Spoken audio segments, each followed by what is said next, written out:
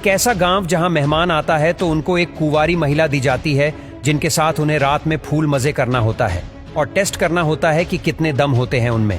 एक जोन नाम का अंग्रेज है जिसकी मुलाकात बेलनसाई नाम के वहां के एक लड़के से होती है। वो जोन को अपने साथ नाव में ले जाने लगता है और रास्ते में कुछ कबीले की औरतें उसे देख के मुस्कुराने लगती हैं।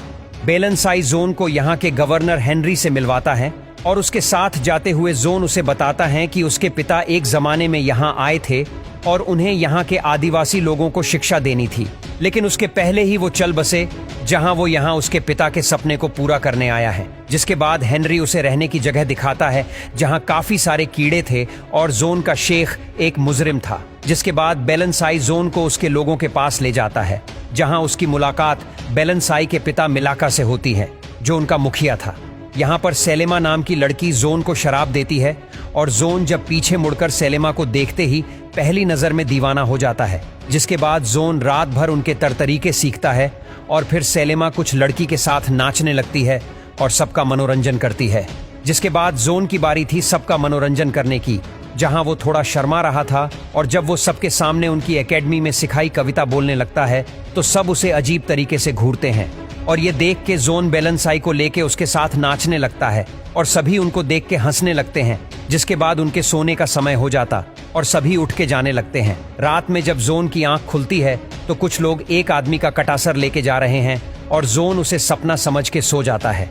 अगली सुबह जब जोन और हेनरी बात कर रहे थे तो हमें पता चलता है कि उस कबीले के लोगों ने हेनरी को बताएं बिना कुछ चाइनीज लोगों के साथ डील कर ली और अब उसे किसी भी हालत में उन चाइनीज लोगों का सर चाहिए।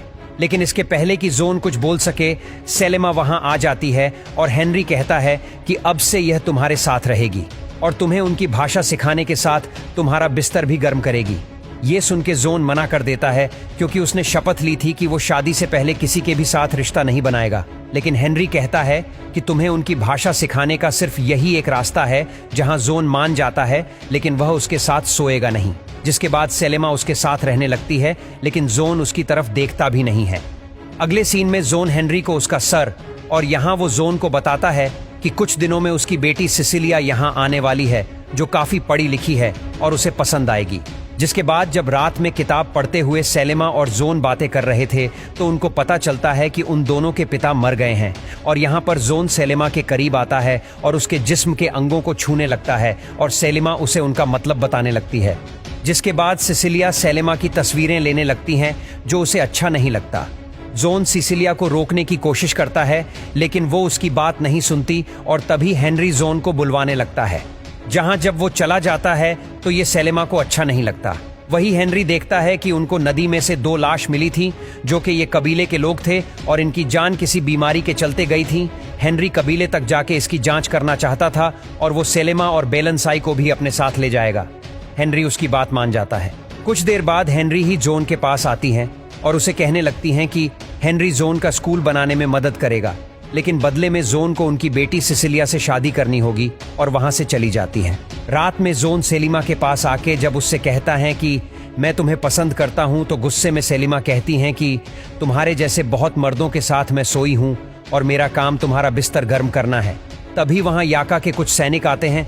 तभी जोन को पता चलता है कि याका ने उन माइनर्स के पास से कुछ चावल लिए थे जिसमें उन्होंने दवाई मिला दी थी ताकि वह लोग भाग जाएं और उनको माइन करने की जगह मिल जाए। जोन कटा के लोगों को ये बात बता देता है और वह सभी अनन माइनर्स पर हमला करके उनको मार डालते हैं। अगले सीन में हम 1 साल बाद का टाइम देखते हैं जहां लंदन में सिसिलिया और जोन की शादी हो रही थी और उनके हनीमून की रात सिसिलिया उसे बताती है कि उसे उसके और सेलेमा के बारे में सब पता है लेकिन उसे कोई दिक्कत नहीं है। और जोन कहता है कि उसकी शादी बेलनसाई के साथ हो गई है और उनका एक बच्चा भी है।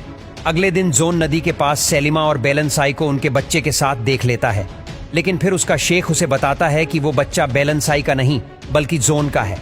ये सुन के वो सेलिमा से मिलने को कहता है और रात में सेलिमा उसके पास आती है जहां जोन उसके बच्चे को देखना चाहता था और सलीमा कहती है कि अगर किसी ने उन दोनों को साथ देख लिया तो वो उनको मार डालेंगे।